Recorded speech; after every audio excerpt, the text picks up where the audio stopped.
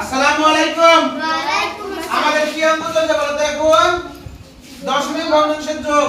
আমরা 117 পৃষ্ঠা করব। কত পৃষ্ঠা? 117 পৃষ্ঠার 1 এর 2 নাম্বার। ঠিক আছে? সেটা এবার উৎসাহের জন্য 0.6 যোগ 0.3 উৎসাহ তুমি পারবা? চলে আসো। পারবা তুমি?